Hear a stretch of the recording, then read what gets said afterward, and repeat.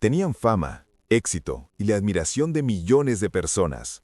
Sus nombres eran conocidos en toda Colombia y más allá de sus fronteras. Pero detrás de las sonrisas ante las cámaras y de los aplausos del público, muchos de ellos libraban una batalla silenciosa y devastadora contra el cáncer. Una enfermedad que no elige edad, no elige clase social, no distingue entre famosos o no. Y lo que resulta aún más impactante es que muchos de estos casos se mantuvieron lejos de los ojos del público, y solo después de su muerte, el mundo llegó a conocer la verdad. Hoy vamos a hablar de 20 famosos colombianos que fallecieron víctimas del cáncer y que quizá no conocías. Si aún no te has suscrito al canal, hazlo ahora mismo y activa la campana de notificaciones para no perderte ninguno de nuestros videos. Quédate hasta el final, porque algunas de estas historias realmente te sorprenderán. Número 1. Darío Gómez. Darío de Jesús Gómez Zapata nació el 6 de abril de 1951 en San Jerónimo, Antioquia, una región marcada por la sencillez y las dificultades de la vida en el campo.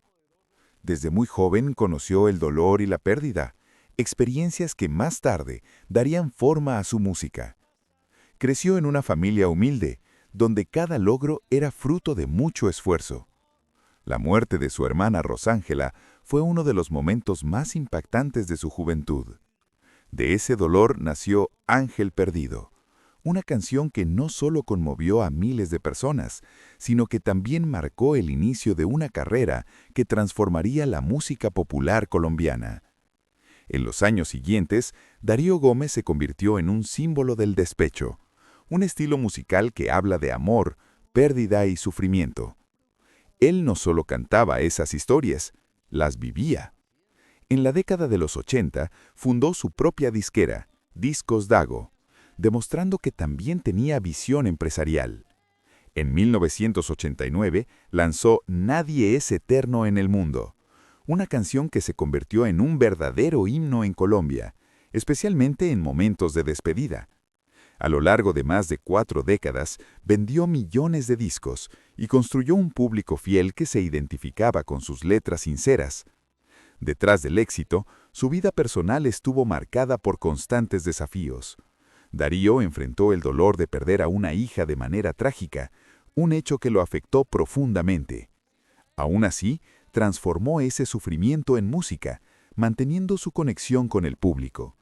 Al mismo tiempo, lidiaba con problemas de salud como la hipertensión y la diabetes. Sin embargo, nunca quiso mostrar debilidad. Para él, el escenario era un lugar sagrado, donde debía mantenerse fuerte sin importar lo que estuviera viviendo.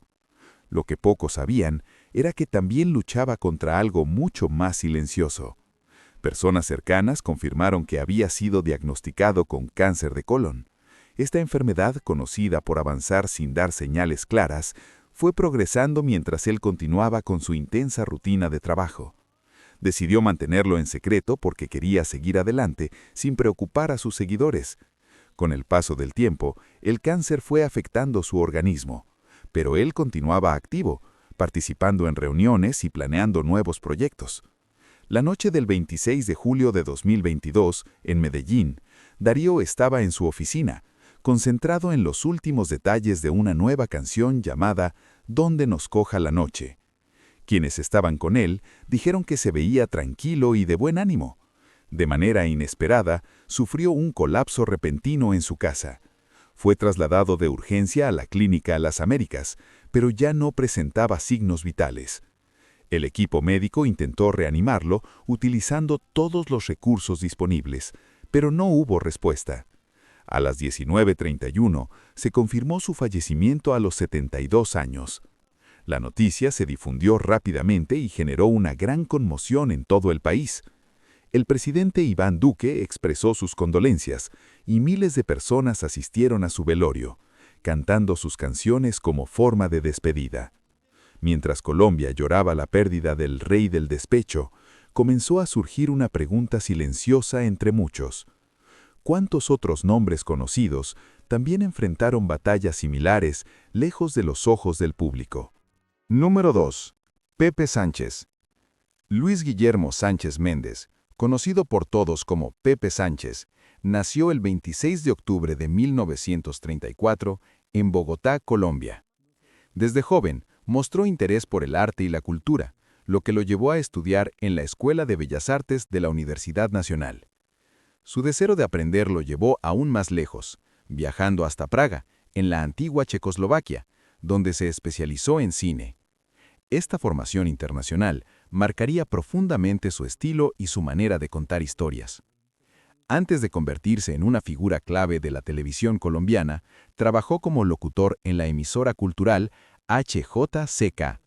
Su voz y su sensibilidad artística lo ayudaron a abrirse camino en un medio competitivo. En 1957 debutó como actor, dando inicio a una carrera que se extendería por décadas. Sin embargo, fue detrás de cámaras donde realmente dejó una huella imborrable. Como director, estuvo al frente de producciones que hoy son considerados clásicos de la televisión colombiana. Entre sus trabajos más recordados se encuentran Don Chinche, Romeo y Buceta, Café con aroma de mujer, Guajira, Las Juanas y La Madre. Cada una de estas producciones reflejaba su capacidad para retratar la vida cotidiana, los conflictos sociales y las emociones humanas de forma cercana y real. Además de dirigir, también participó como actor y guionista, demostrando su versatilidad y compromiso con el arte. A lo largo de su carrera, recibió múltiples reconocimientos. En el año 2000, fue galardonado con el premio India Catalina como Director del Siglo, un reconocimiento que resumía su enorme aporte a la televisión. También obtuvo 7 premios India Catalina y 2 premios Simón Bolívar. En su vida personal, se casó 3 veces y tuvo 7 hijos, manteniendo siempre un fuerte vínculo con su familia. Detrás de su trayectoria exitosa, Pepe enfrentaba una lucha silenciosa. Fue diagnosticado con cáncer varios años antes de su muerte. Aunque su familia nunca confirmó públicamente el tipo exacto, diferentes fuentes señalaron que se trataba de cáncer gástrico. Este tipo de enfermedad es especialmente difícil de detectar en sus primeras etapas, ya que sus síntomas pueden confundirse con problemas digestivos comunes. Dolor abdominal, pérdida de peso y cansancio fueron señales que con el tiempo fueron debilitando su cuerpo. A pesar de su estado de salud, Pepe continuó trabajando mientras tuvo fuerzas. Su pasión por contar historias nunca desapareció y se mantuvo activo en la medida que fue posible. Con el paso de los años, la enfermedad avanzó, afectando cada vez más su organismo. El 21 de diciembre de 2016 sufrió una crisis aguda relacionada con el cáncer y fue trasladado a la Clínica Colombia en Bogotá en estado grave. Su familia se reunió a su alrededor en esos momentos difíciles. Poco después, se emitió un comunicado confirmando su fallecimiento, destacando que partió rodeado de sus hijos y seres queridos, acompañado del cariño que siempre recibió. Ese mismo día, se confirmó su muerte a los 82 años, dejando un vacío profundo en la televisión colombiana. La noticia impactó a colegas, actores y espectadores que crecieron viendo sus producciones. Días después, la tristeza aumentó cuando también falleció su amigo y colega Fernando Corredor, creando un ambiente de duelo en el medio artístico. Actrices como Margarita Rosa de Francisco expresaron su dolor, recordando el impacto que Pepe tuvo en sus carreras y en la historia de la televisión. Mientras el país asimilaba su partida, muchos comenzaron a reflexionar cuántas historias importantes nacieron gracias a su visión y cuántas otras quedaron aún por contarse. Número 3. Yo Arroyo. Álvaro José Arroyo González, conocido como Yo Arroyo, nació el 1 de noviembre de 1955 en Cartagena de Indias, Colombia. Su infancia estuvo marcada por la pobreza extrema, creciendo en los barrios más humildes del puerto. Desde muy pequeño, mostró un talento especial para la música. Con apenas 8 años, ya cantaba en burdeles de la ciudad, lugares donde aprendió a conectar con el público y a sentir la música de una manera profunda y real. A los 14 años, comenzó a trabajar como cantante profesional y poco tiempo después, su vida dio un giro importante. A los 16, fue reclutado por Julio Ernesto Estrada para unirse a Fruco y sus Tesos, una de las orquestas más importantes de la salsa en Colombia en ese momento. Allí desarrolló su estilo y ganó reconocimiento. Más tarde pasó por Latin Brothers, consolidando su nombre en la música tropical. En 1981 decidió dar un paso más y fundó su propia agrupación, La Verdad. Con ella, creó un sonido único conocido como Joe Son, una mezcla de salsa con ritmos africanos, porro y cumbia. Esta fusión lo convirtió en una figura incomparable dentro de la música colombiana. A lo largo de su carrera, lanzó más de 150 producciones y ganó 18 Congos de Oro en el Carnaval de Barranquilla. Canciones como La Rebelión, En Barranquilla me quedo, Tania y El ausente se volvieron parte de la identidad cultural del país. Sin embargo, detrás de su éxito, Joe enfrentaba serios problemas de salud. Desde la década de los 80, comenzó a sufrir complicaciones médicas que se fueron agravando con el tiempo. En 1983, padeció una enfermedad de la tiroides que estuvo a punto de costarle la vida. Con los años, desarrolló diabetes mellitus severa, hipertensión arterial y una enfermedad cardíaca.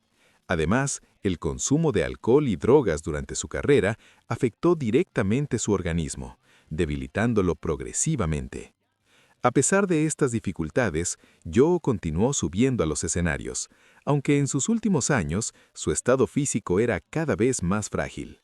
Lo que muchos no sabían era que también enfrentaba un diagnóstico oncológico que nunca fue revelado públicamente. Este problema, sumado a sus enfermedades crónicas, aceleró el deterioro de su salud. El 27 de julio de 2011 fue internado en estado grave en la clínica La Asunción, en Barranquilla.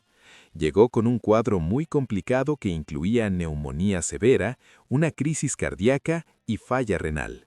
Fue trasladado de inmediato a cuidados intensivos, donde los médicos decidieron inducirle un coma y conectarlo a respiración artificial.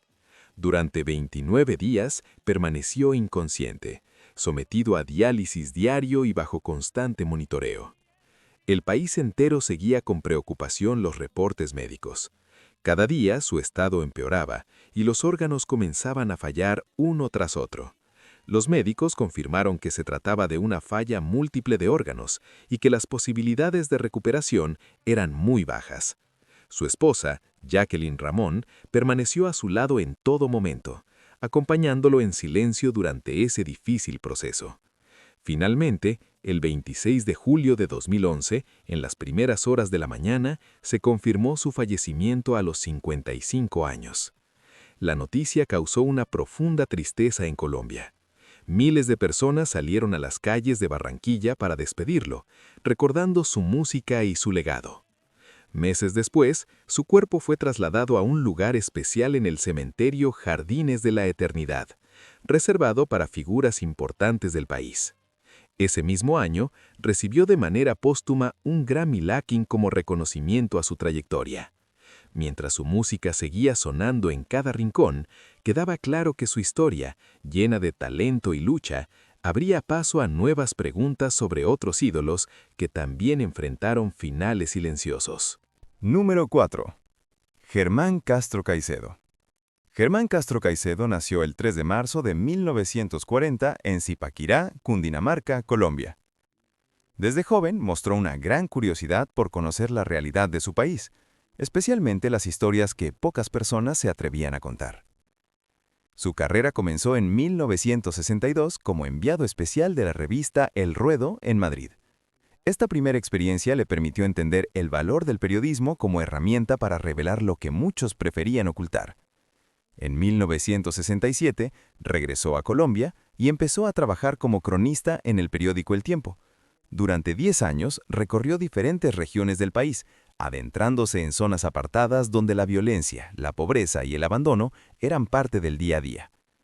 Su estilo era directo y humano, siempre enfocado en mostrar la verdad sin adornos. No escribía desde la distancia, sino desde la experiencia vivida en el terreno. Con el paso del tiempo, llevó ese mismo enfoque a la televisión. Creó el programa Enviado Especial, que estuvo al aire durante 16 años.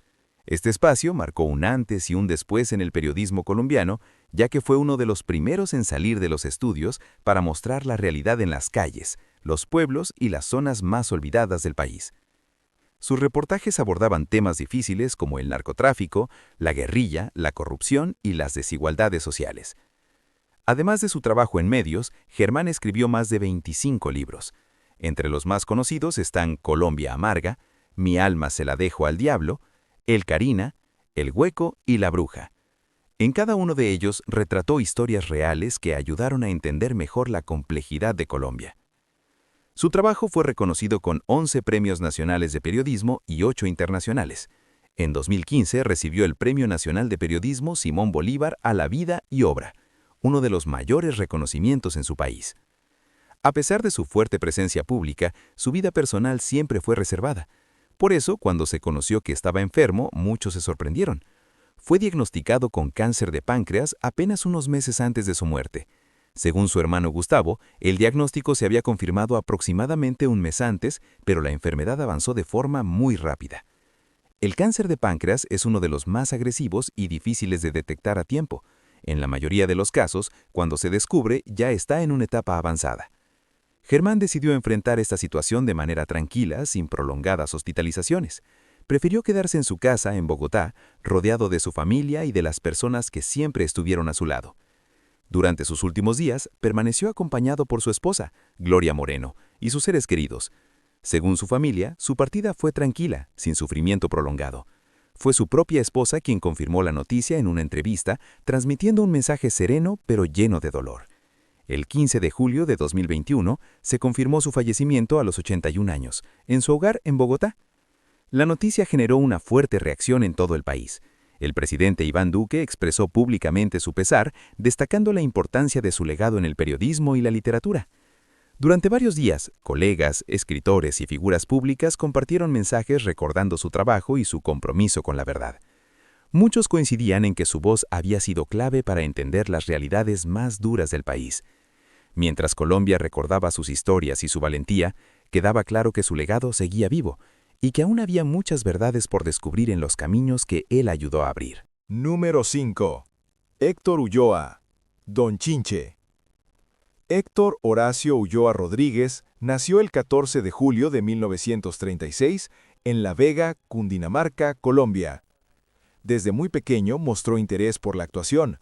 Con apenas 6 años ya formaba parte de un grupo escénico infantil en la Radio Nacional, donde empezó a desarrollar su talento y su amor por el arte. Aquella experiencia temprana fue el inicio de una vida dedicada a contar historias que conectaban con la gente común. Con el paso de los años, logró dar el salto a la televisión, debutando en la telenovela Angelina. Poco a poco fue ganando reconocimiento hasta convertirse en una figura muy querida por el público colombiano. Sin embargo, el papel que marcaría su carrera llegaría en la década de los 80. Entre 1982 y 1989 protagonizó Don Chinche, una serie que con el tiempo sería considerada una de las mejores producciones de la televisión colombiana y declarada Patrimonio Cultural. En esta serie interpretó a Francisco Eladio Chemas, un personaje que representaba al trabajador humilde de la ciudad. Era mecánico, albañil y un hombre que siempre encontraba la manera de salir adelante con ingenio. A través del humor, Don Chinche reflejaba la vida diaria de muchas personas, mostrando sus dificultades, pero también su dignidad. Gracias a este papel, Héctor Ulloa se convirtió en un símbolo del pueblo. Pero su talento no se limitaba a la actuación, también fue compositor. Una de sus canciones más conocidas es 5 centavitos, popularizada por el cantante Julio Jaramillo. Además, escribió otras piezas como El traje blanco y Aunque me duele el alma. Su capacidad creativa se extendía a diferentes áreas del arte. A lo largo de su vida también participó en la política, desempeñándose como diputado de la Asamblea Departamental de Cundinamarca. Su trabajo fue reconocido con importantes premios, entre ellos el India Catalina a toda una vida y el galardón Vida y Palabras en el Festival de Cine de Cartagena. Estos reconocimientos reflejaban no solo su talento, sino también su impacto cultural. En sus últimos años, su salud comenzó a deteriorarse. Según diferentes informaciones que circularon en Colombia, fue diagnosticado con cáncer de hígado. Esta enfermedad es especialmente grave ya que afecta directamente una de las funciones más importantes del cuerpo. Con el tiempo, el cáncer fue avanzando, provocando debilidad extrema, pérdida de peso y dificultades para alimentarse. A medida que su condición empeoraba, Héctor tomó una decisión muy personal. Quiso regresar a La Vega, el lugar donde nació, para pasar allí sus últimos días. Este gesto tenía un significado profundo, como si cerrara el ciclo de su vida en el mismo punto donde todo comenzó. Durante sus últimos días, estuvo acompañado por su esposa Consuelo Jiménez, con quien compartió 51 años de matrimonio, y por sus hijos. Su hermana, Gloria Ulloa, contó que en ese tiempo ya no podía comer y estaba muy debilitado, pero que su partida fue tranquila y sin sufrimiento. El 5 de octubre de 2018, a las 16:40, falleció en su finca en La Vega a los 82 años. La noticia generó una gran tristeza en Colombia. Muchas personas recordaron su legado y el impacto que tuvo en la televisión y en la cultura popular. Figuras como César Mora y Juan Manuel Galán compartieron mensajes de despedida, destacando su importancia como artista y como ser humano. Mientras el país recordaba al inolvidable Don Chinche, surgía una nueva reflexión sobre otros rostros conocidos que, al igual que él, enfrentaron enfermedades graves lejos del foco público. Número 6. Carlos Muñoz. Carlos Muñoz Sánchez nació el 3 de enero de 1934 en Puente Nacional, Santander, Colombia. Desde muy pequeño estuvo rodeado por el mundo artístico. A los 9 años ya participaba en el grupo escénico infantil de la Radio Nacional, donde comenzó a desarrollar su talento junto a su padre. Aquella experiencia fue clave para su futuro, ya que le permitió entender el valor de la interpretación y el poder de las historias contadas con emoción. En 1954, cuando la televisión llegó a Colombia, Carlos Muñoz se convirtió en uno de los primeros rostros en aparecer en la pantalla. Este momento marcó el inicio de una carrera que se extendería por más de 6 décadas. Con el paso de los años, se consolidó como uno de los actores más importantes del país, al punto de ser considerado por muchos como el actor del siglo XX en Colombia. Participó en numerosas producciones que dejaron huella en la televisión. Entre ellas se destacan Pero sigo siendo el rey, Caballo viejo, San Tropel, Chepe Fortuna y A toda una vida. En cada papel demostraba su capacidad para adaptarse a diferentes personajes, siempre con una interpretación natural y cercana. Su trabajo fue reconocido con múltiples premios India Catalina y TV y Novelas, reflejando el respeto que había ganado dentro del medio. Además de su trabajo como actor, también fue durante años la voz institucional de Canal 1, un rol que desempeñó hasta 2015. Su voz era fácilmente reconocible y formaba parte del día a día de muchos colombianos. Sin embargo, en ese mismo año, sorprendió a muchos con una entrevista en la que expresaba su tristeza por no recibir nuevas oportunidades laborales. Se preguntaba por qué, a pesar de su trayectoria, ya no era tenido en cuenta. Detrás de esa situación, su salud comenzaba a deteriorarse. Según informaciones que circularon en medios colombianos, había sido diagnosticado con cáncer, aunque nunca se hizo público el tipo específico. Esta enfermedad fue debilitando su organismo de forma progresiva, afectando su energía y su capacidad física los meses previos a su hospitalización. En noviembre de 2015, fue ingresado a la Clínica Reina Sofía en Bogotá, para someterse a una cirugía de hernia hiatal que ya estaba afectando sus pulmones y su estómago. Lo que parecía un procedimiento controlado se complicó de manera inesperada.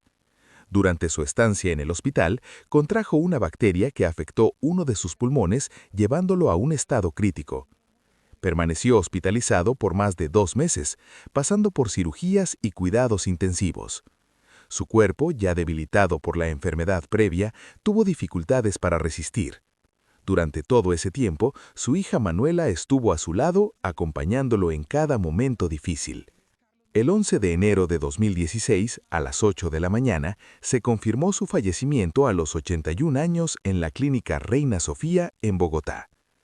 La noticia generó una profunda tristeza en el país, especialmente entre quienes crecieron viendo sus interpretaciones en televisión.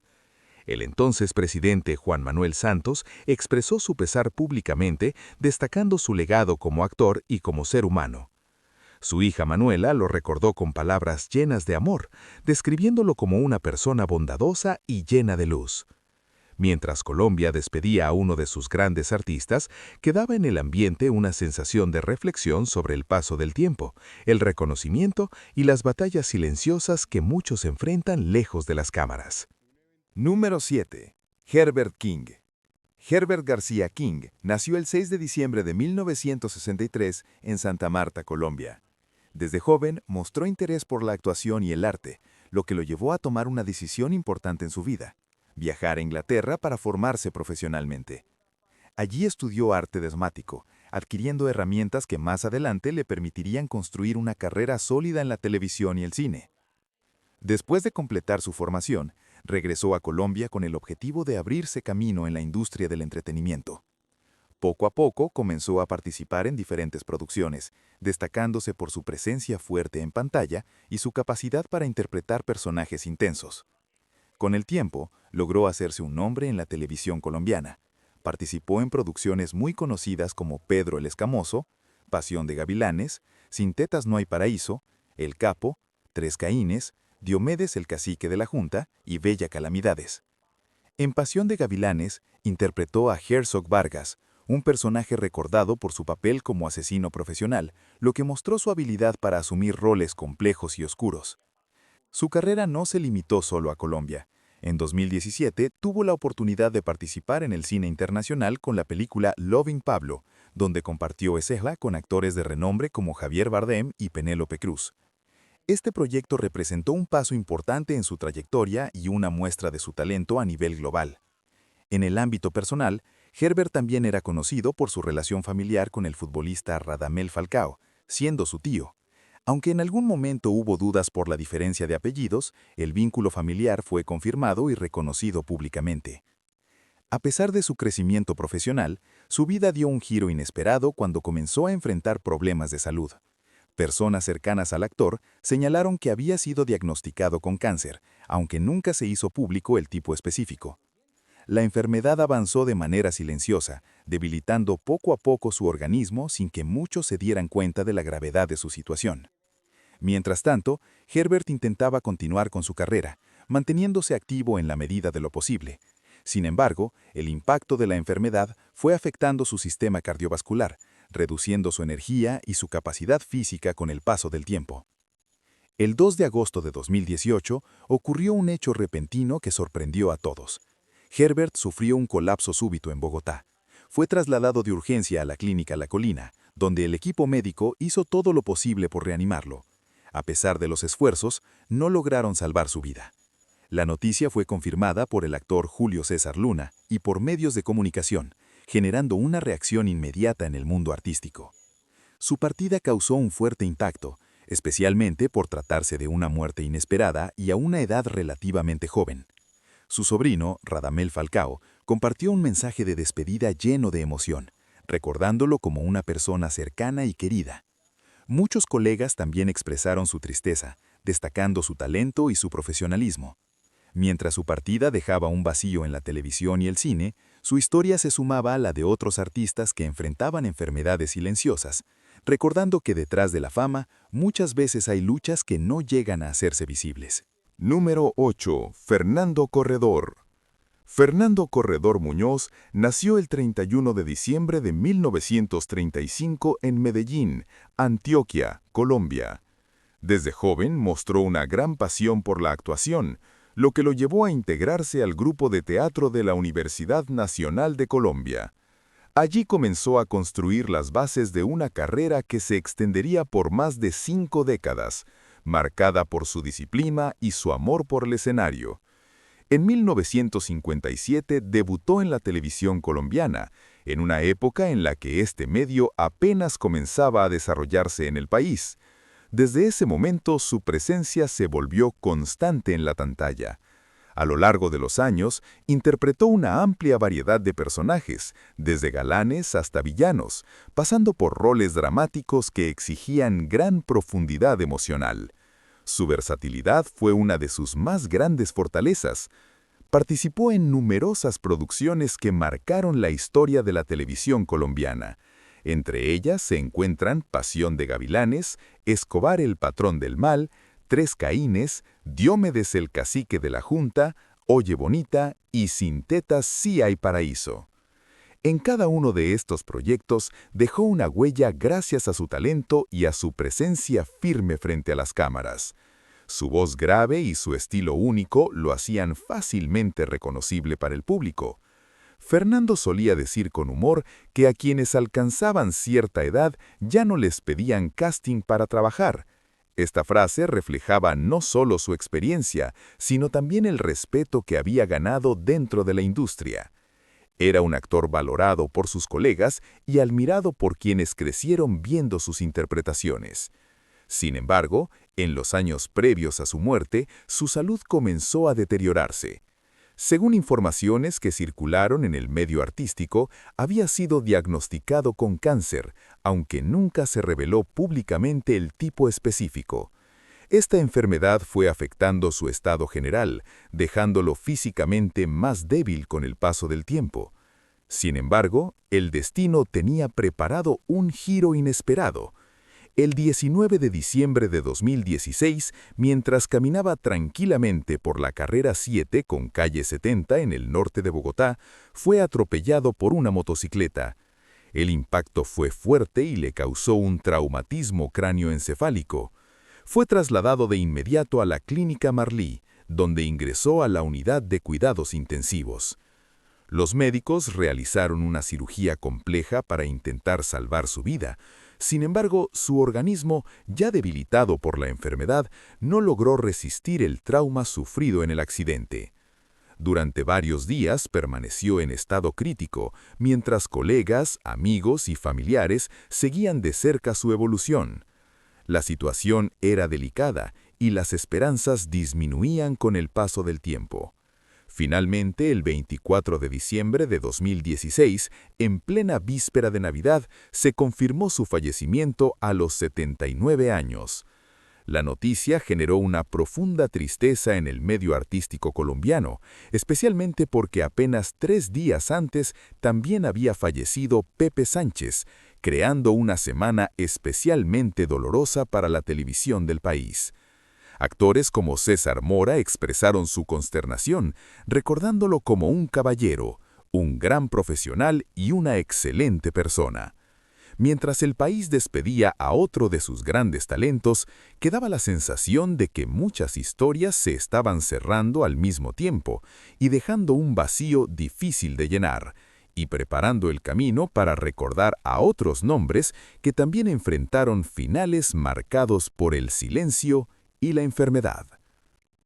Número 9. Juan José Hoyos.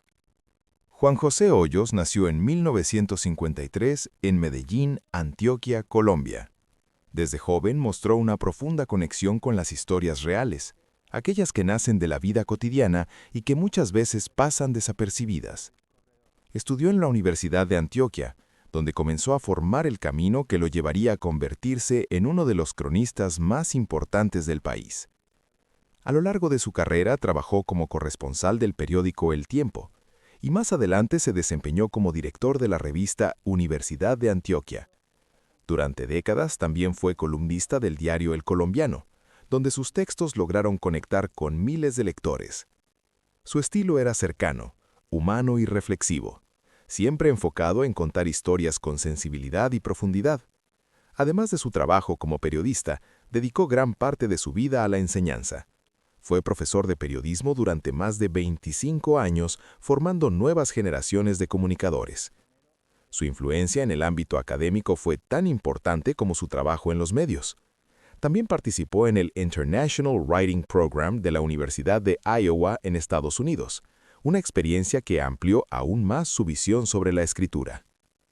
Entre sus obras más destacadas se encuentran Sentir que es un soplo la vida, El oro y la sangre, El cielo que perdimos, Tuyo es mi corazón, y Escribiendo historias, el arte y el oficio de narrar en el periodismo. Estos libros reflejan su compromiso con la verdad y su pasión por contar historias reales.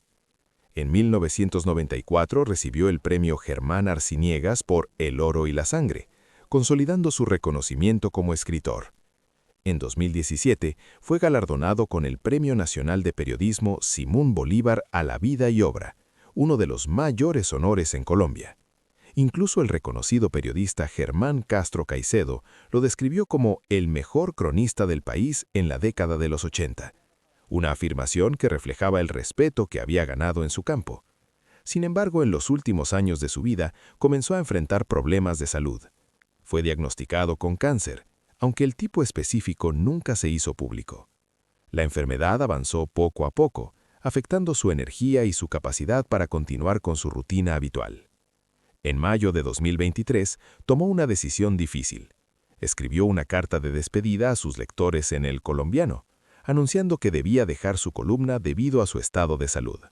En ese mensaje expresó la tristeza que sentía al tener que cerrar ese capítulo de su vida. Fue la última vez que se comunicó públicamente con quienes lo seguían desde hacía tantos años. Después de esa despedida, su estado se fue deteriorando progresivamente. Pasó sus últimos meses en Medellín, acompañado por su familia, en un ambiente de tranquilidad. Quienes lo conocieron destacaron su serenidad y la forma en que enfrentó esta etapa final. Falleció a los 80 años en su ciudad natal. La noticia fue confirmada por colegas y por la Universidad de Antioquia, institución donde dejó una huella profunda como profesor y mentor.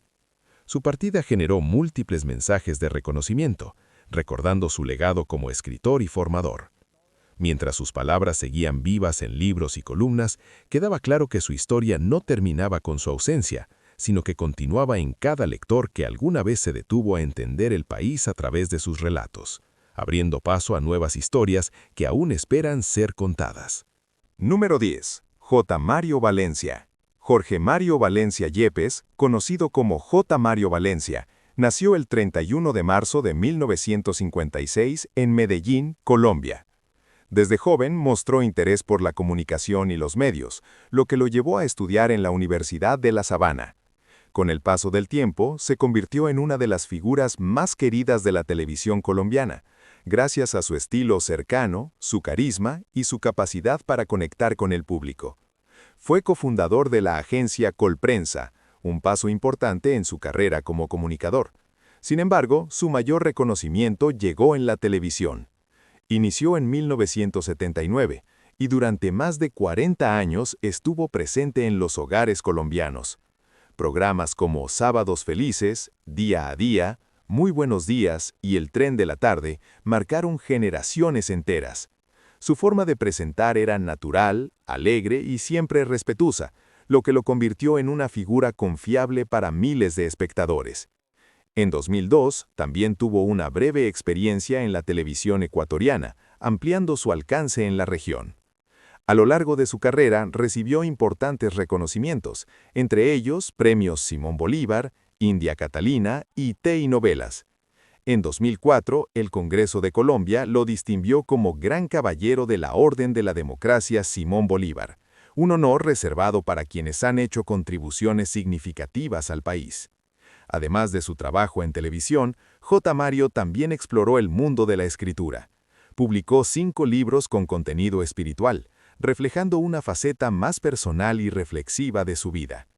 Para muchos, no solo era un presentador, sino también una persona que transmitía mensajes positivos y de esperanza. Sin embargo, en los años previos a su muerte, su salud comenzó a debilitarse. Según informaciones que circularon en el ámbito periodístico, había sido diagnosticado con cáncer, aunque el tipo específico nunca se hizo público. Esta enfermedad habría afectado progresivamente su organismo, dejándolo más vulnerable ante otras complicaciones. A finales de mayo de 2019, mientras disfrutaba de unas vacaciones en Cartagena junto a su familia, comenzaron los primeros síntomas.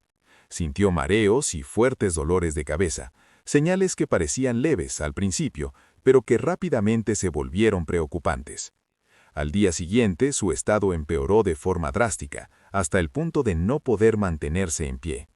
Fue trasladado de urgencia al hospital de Boca Grande, donde los médicos diagnosticaron una isquemia cerebral que evolucionó rápidamente a una hemorragia. Esta situación provocó daños neurológicos severos y un aumento peligroso de la presión intracraneal. Ante la gravedad del cuadro, fue inducido a un coma, mientras los especialistas intentaban estabilizarlo. Durante esos días, su familia permaneció a su lado. Su esposa Ginette Fuentes recordó que antes de perder la conciencia, le hizo una pregunta que quedó grabada en su memoria. Su hija María José viajó de inmediato para acompañarlo en ese momento tan difícil. El 6 de junio de 2019, al mediodía, se confirmó su fallecimiento en la unidad de cuidados intensivos, a los 63 años. La noticia generó una profunda tristeza en todo el país. La televisión colombiana se detuvo para rendirle homenaje, recordando su trayectoria y su impacto en la vida de millones de personas. El Congreso colombiano también realizó un reconocimiento oficial, destacando su aporte como comunicador y su cercanía con el público. Su partida dejó un vacío difícil de llenar, pero también un legado lleno de momentos, palabras y recuerdos. Mientras su imagen seguía presente en la memoria colectiva, surgía una sensación compartida de que muchas historias personales permanecen ocultas, incluso en figuras tan visibles como él, abriendo paso a nuevas historias que aún esperan ser contadas. Número 11. Eduardo Serrano. Andrés Eduardo Serrano Acevedo, conocido como Eduardo Serrano, nació el 30 de noviembre de 1942 en Caracas, Venezuela. Desde muy joven mostró interés por la actuación. A los 14 años ya estaba involucrado en el teatro mientras trabajaba como recepcionista en la Universidad Central de Venezuela. Ese inicio sencillo marcó el comienzo de una trayectoria que se extendería por casi 7 décadas en el mundo artístico. En 1965 debutó en la televisión, y desde entonces su rostro se volvió familiar en toda América Latina. Con el paso de los años se consolidó como uno de los grandes galanes de las telenovelas, participando en más de 100 producciones. Entre sus trabajos más recordados se encuentran Las Amazonas, Emilia, Juana la Virgen, La Mujer Perfecta, Viva la Pepa, El Cuerpo del Deseo, El Rostro de la Venganza, Dame Chocolate y La Suerte de Loli. Su talento lo llevó también a trabajar en producciones internacionales, especialmente con Telemundo en Estados Unidos. Su presencia en pantalla, su elegancia y su capacidad interpretativa lo convirtieron en uno de los actores más reconocidos de su generación. A lo largo de su carrera recibió importantes reconocimientos, como el premio Meridiano de Oro, destacándose como galán joven. Su vida personal también estuvo marcada por varias etapas, ya que se casó en 4 ocasiones y formó una familia que lo acompañó hasta el final. En julio de 2025, su hija hizo público un diagnóstico que cambiaría todo. Eduardo Serrano enfrentaba un agresivo cáncer de células pequeñas en el pulmón con metástasis en el cerebro, además de un segundo cáncer en la vejiga detectado al mismo tiempo. Este tipo de cáncer es conocido por su rápida expansión y por ser difícil de tratar, especialmente cuando ya ha avanzado a otros órganos. La situación médica era muy compleja. Para tratar el cáncer de vejiga, los médicos tuvieron que realizar un procedimiento para permitir el drenaje de la orina desde los riñones. Su familia inició una campaña para cubrir los altos costos del tratamiento, que incluía quimioterapia, radiación y cuidados especializados. En agosto de 2025, su estado empeoró considerablemente.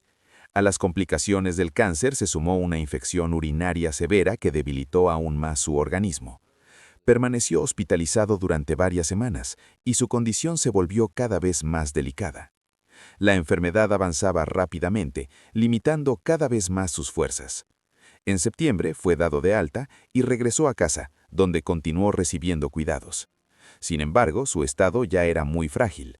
Tenía dificultades para alimentarse y necesitaba asistencia constante. Su familia permanecía a su lado, acompañándolo en cada momento. Finalmente, el 11 de septiembre de 2025, a las 5:30 de la mañana, falleció a los 82 años en un hospital de Miami. Su hija confirmó la noticia con un mensaje lleno de emoción, recordándolo como un padre amoroso y una persona admirable. La televisión latinoamericana reaccionó con tristeza, recordando su legado y su impacto en varias generaciones. Mientras su historia se sumaba a la de otros artistas que enfrentaban enfermedades silenciosas, quedaba la sensación de que aún hay muchas vidas por conocer, historias que siguen esperando ser contadas en los próximos capítulos. Número 12. Carlos Andrés Pérez. Carlos Andrés Pérez Rodríguez nació el 27 de octubre de 1922 en Rubio, estado Táchira, Venezuela, en una familia dedicada al cultivo de café. Desde joven mostró interés por la política y en 1938 se unió al partido Acción Democrática. Con el paso del tiempo, se convirtió en una de las figuras más influyentes y también más controversiales de la historia venezolana del siglo XX. Su carrera política fue extensa y estuvo marcada por momentos de gran protagonismo. Fue ministro del Interior durante el gobierno de Rómulo Betancourt entre 1959 y 1964. Años después, llegó a la presidencia de Venezuela en 2 ocasiones. Su primer mandato, entre 1974 y 1979, coincidió con el periodo de gran crecimiento económico impulsado por los altos ingresos petroleros, etapa conocida como la Venezuela Saudita. Sin embargo, su segundo mandato, entre 1989 y 1993, estuvo marcado por una profunda crisis social y económica. Durante ese periodo ocurrió el Caracazo, una revuelta popular que dejó una huella dolorosa en la historia del país.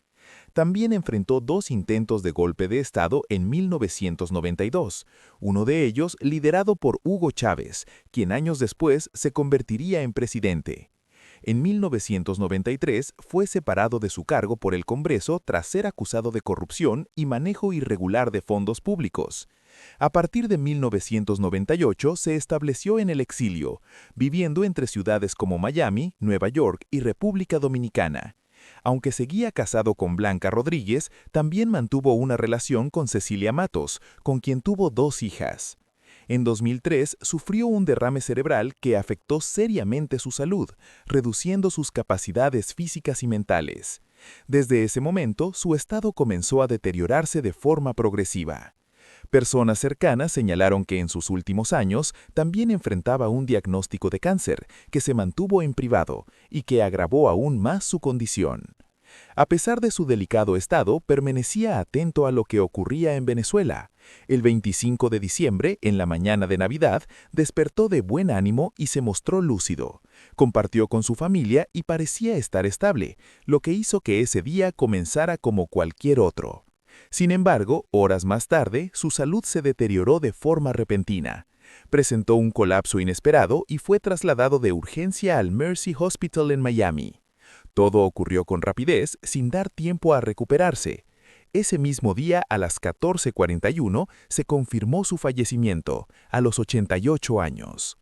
La noticia tuvo un fuerte impacto tanto en Venezuela como en otros países, debido a la importancia de su figura en la historia política. Incluso su antiguo adversario, Hugo Chávez, reaccionó públicamente a su muerte, en un gesto que llamó la atención por la historia que ambos compartían.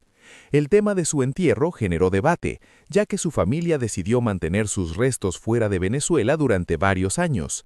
Mientras su legado seguía generando opiniones divididas, su historia se sumaba a la de otras figuras que detrás de su vida pública enfrentaron enfermedades complejas en silencio, dejando abierta la puerta para seguir descubriendo relatos que continúan en el siguiente capítulo. La vida puede cambiar en un instante, y las historias de estos 20 famosos de Colombia nos recuerdan lo cruel e implacable que puede ser el cáncer sin importar quiénes somos. Cada uno de ellos dejó una huella, una obra, un recuerdo que sigue vivo en el corazón de quienes los amaron. Cuéntanos en los comentarios cuál de las historias te sorprendió más, o si ya conocías a alguno de estos casos. Tu opinión es muy importante para nosotros. Si este video te tocó de alguna manera, deja tu me gusta, compártelo con quienes creas que deberían verlo, suscríbete al canal y activa la campana de notificaciones. Gracias por estar aquí y hasta el próximo video.